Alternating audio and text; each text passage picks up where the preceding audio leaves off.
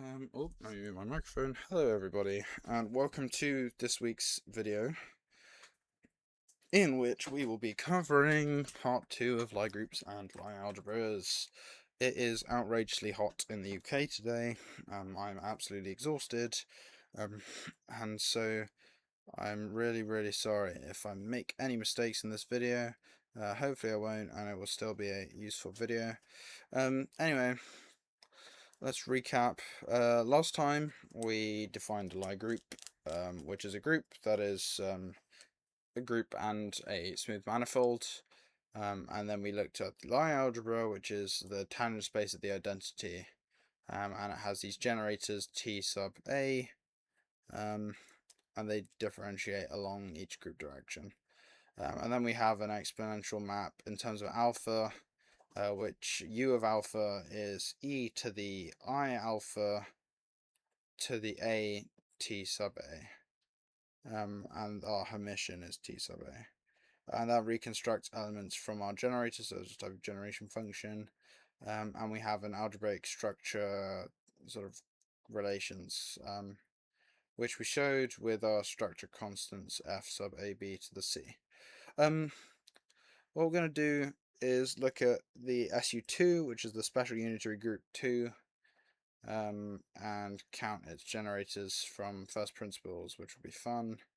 Then we're going to show that generators will be Hermitian and traceless, based on what we did last time with the Pauli matrices, which are all 2 by 2, so we should be alright.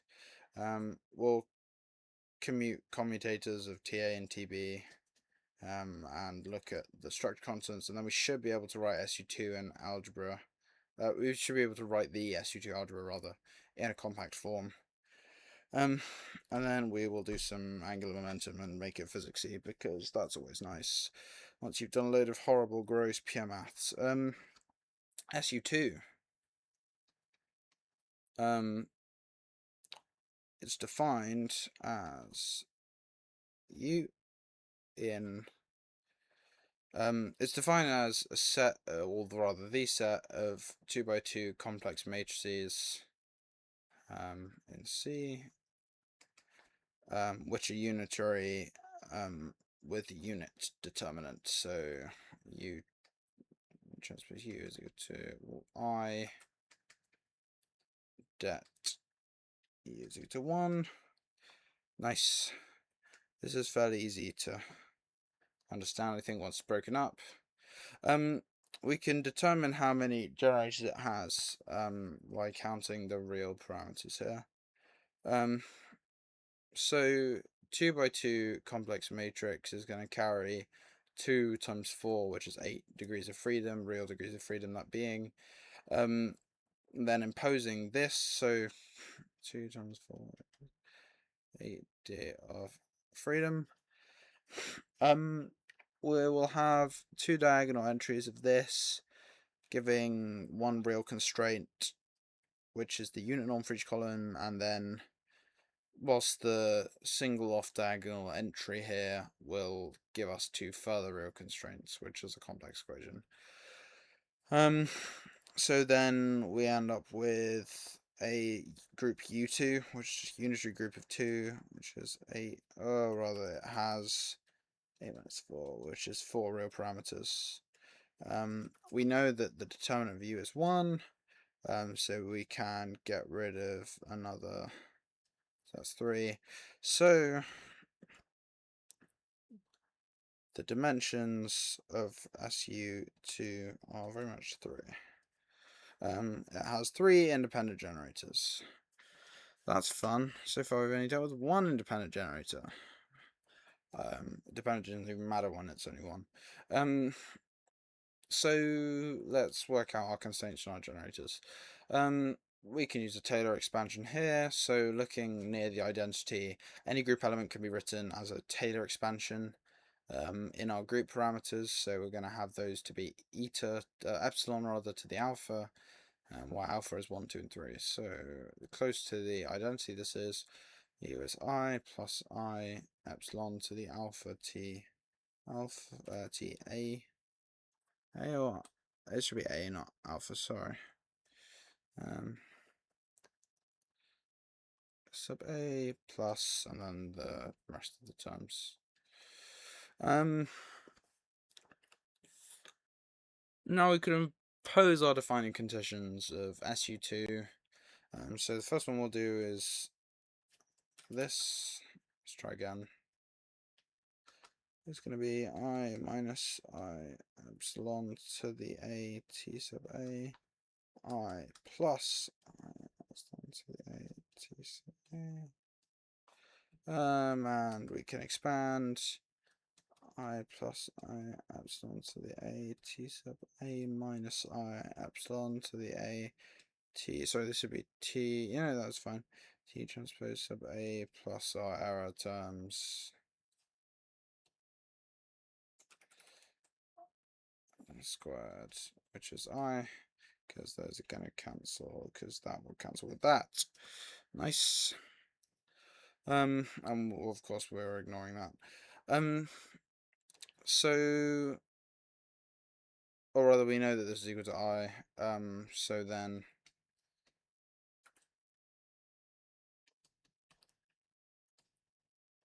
generators are Hermitial.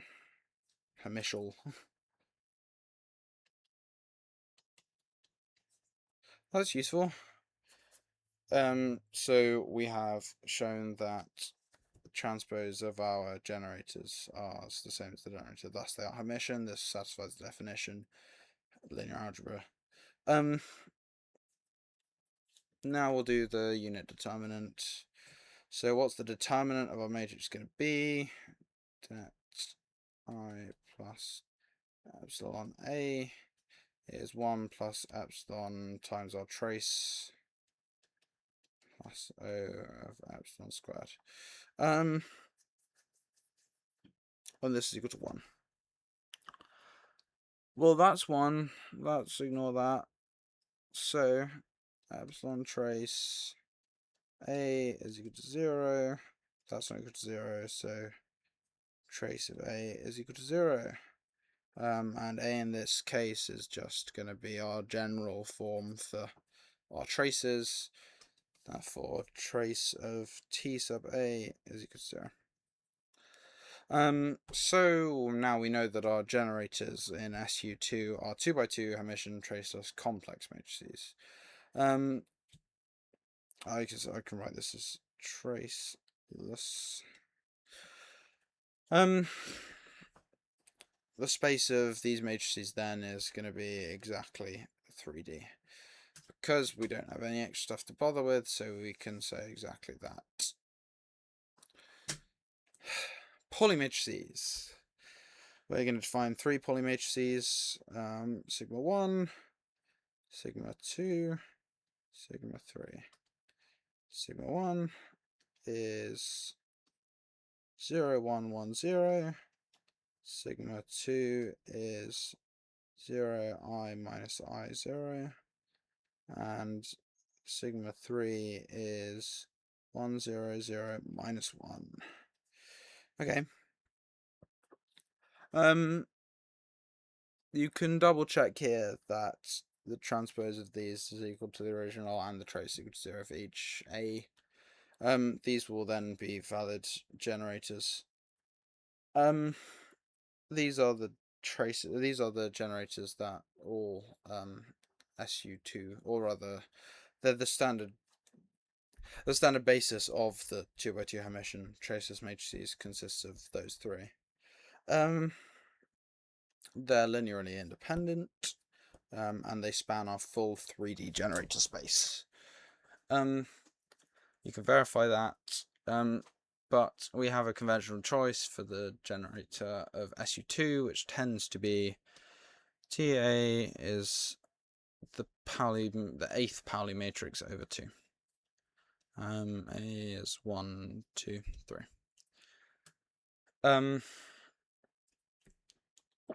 For our 3 dimensions. Where does the factor of a half come from? It's essentially there to ensure that structure constants take standard form. They then become the Levi-Civita symbol, which we've definitely seen many times on this channel. And we can, of course, recover our group elements by exponentiation. I'm a physicist, not a physician. I'm not a physician. Not a mathematician, of course. So I will be using exp for the duration of this. R to the A, sigma sub A. Alpha is going to be in R cubed here. Nice. Now this is the horrible bit, which is computing the commutation relations, which is the bit I glossed over in the intro because I don't want to think about it. I'm joking. We need to compute our independent commutators, which are TA, TB, by direct matrix multiplication. This is then going to be A over 2, B over 2, and we can pull a quarter. I can actually just leave it like this.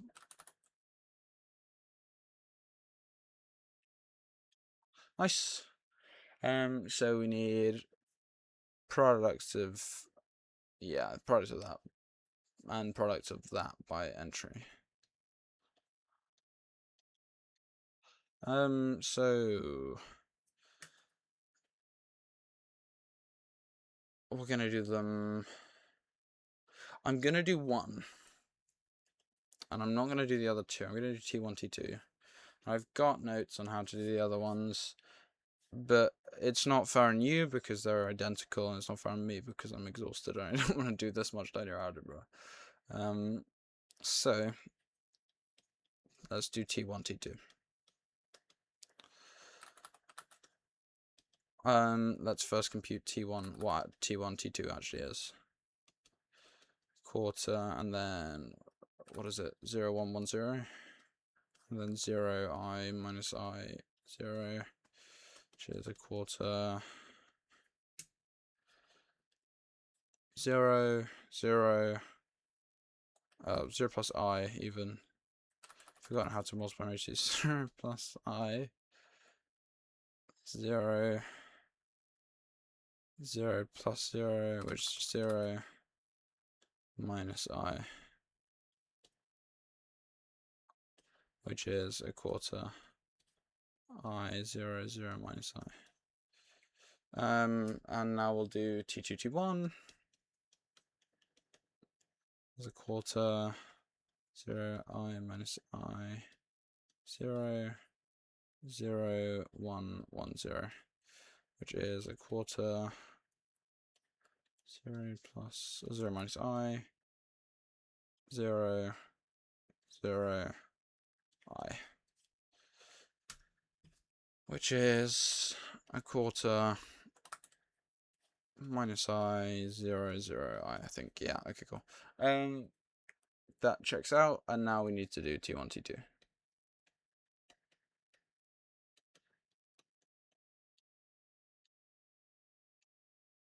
And then minus that of the minus I, 0, 0, I. That looks like a phi, not 0. Sorry. That'll be very clear. That is a 0. And then fairly easily right at the end, this is a quarter, 2i, 0, 0, 2i minus. We can pull out that to. Hello, what are we up to?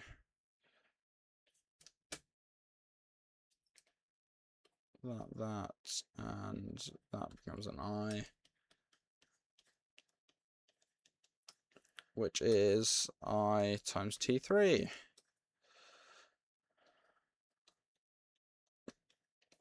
Now, interestingly enough, if we compute the other two, which I'll leave as an exercise to yourselves,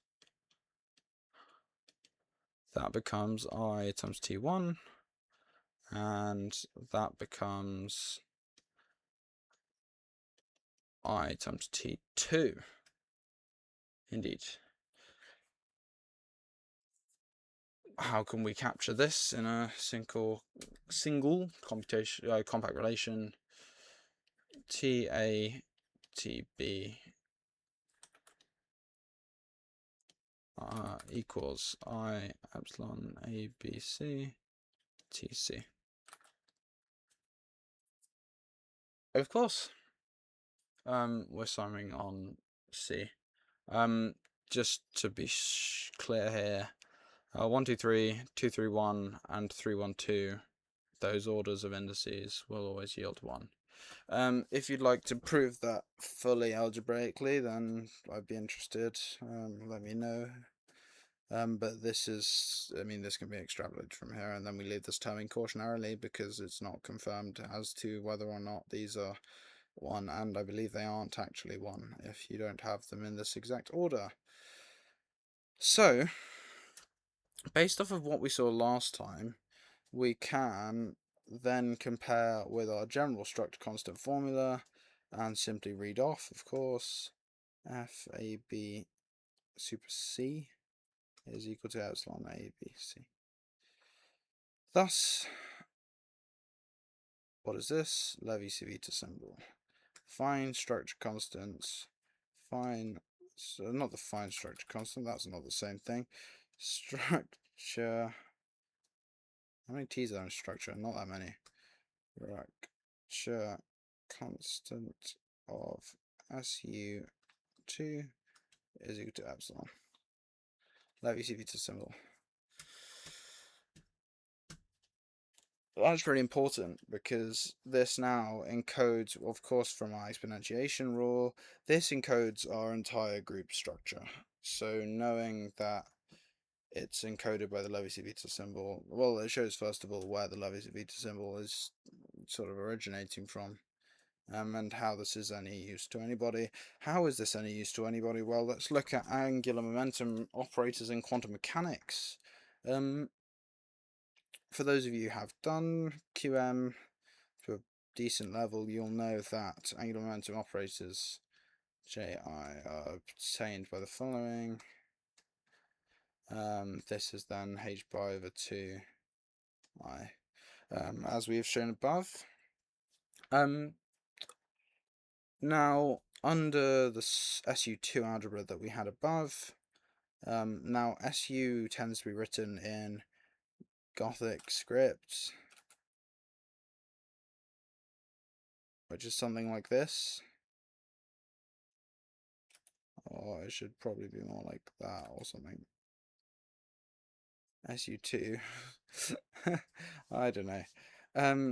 But it's written in the. It's not called Gothic. It's called Jacob something. I can't remember.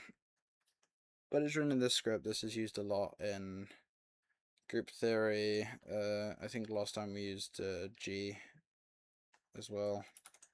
But yeah, this is how we write SU2. We can take JI, JJ.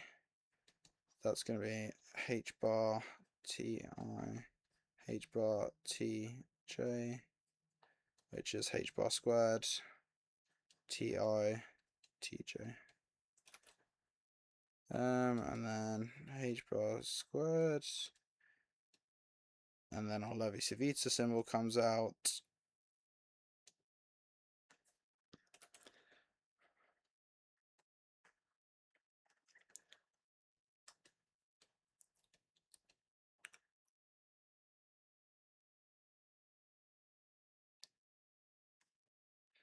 Nice. And of course, anyone who's done linear algebra will know that this is the quantum mechanical angular momentum algebra. Well, that's really interesting. This is not any quantum postulate to derive this. This is actually just part of group theory. And that explains, I've definitely gone through Levi-Civita symbol in past videos. This is where it comes from. I believe it's in the Dirac derivation. This is really interesting. We can look at group theory, of course, very useful in the theory of spins and the spins of particles. Funny enough, for school, I'm writing up a. It's not related whatsoever, but I'm writing up a thing on the Wu experiment. But I was thinking about the Stern-Gerlach experiment. I visited a university yesterday, which had a Stern-Gerlach experiment set up, and of course the nice man doing the tour wouldn't tell anyone what the Stern-Gerlach experiment is. University visits are horrible because you just have people explain. I mean, obviously these people are amazing and they're taking time out of the day to get as many people involved in physics as possible. I think it's a wonderful thing. But to be somewhat real, they are quite boring because it's like someone explaining things to you like you're a toddler that you already are vaguely aware of. Like a very enthusiastic woman, and her project seemed amazing. She was really helpful. She was explaining information regarding chaos theory, and it was somewhat harrowing because there was not a single mention of differential equations and closed solutions and open solutions. And it's like, but of course, I'm never hating on the people who are doing that because I think it's a wonderful thing, and I think as many people should be involved in physics as possible. And I think it should be kept as a accessible thing. Whilst my videos are not aimed to do that, I think it's very important. Anyway. um, spin was what I was talking about 2 minutes ago. We can use the algebras above that we had on Hilbert spaces of various dimensions, and those are just irreducible representations of SU2. So those are labelled by a non-negative half integer, j, or 0, half, 1, 3 halves. And they act on a 2j plus 1 dimensional space. So we can look then, what does each one mean? Well, if we have j as 0, we get c to the 1, which is our scalar field, no angular momentum. J is a half, we have spin half electrons, which is our defining SU2. For it being 1, we have it in c cubed, which is our spin 1, which is our photon, or orbital angular momentum, L equals 1, and then we have 3/2, which is spin 3 halves, delta baryons, and other such. What's really useful here is with our spin j representation, the operator j sub 3 has eigenvalues mh bar, m being minus j plus 1 all the way to j. The quantization then of these angular momentum, the existence of the half integer spin, and the rules for combining those two angular momentums, they all follow this singular momentum, this singular relation, sorry, which is this one here. Then all of that comes from SU2. This is an incredibly vital group in quantum mechanics, quantum physics in general. And I think that's really important to be aware of.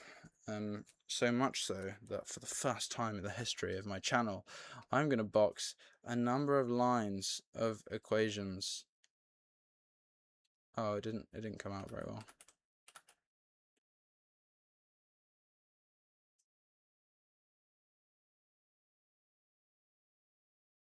Oh, that's brilliant. Can I move it slightly? I can. Oh, we are so winning. Right.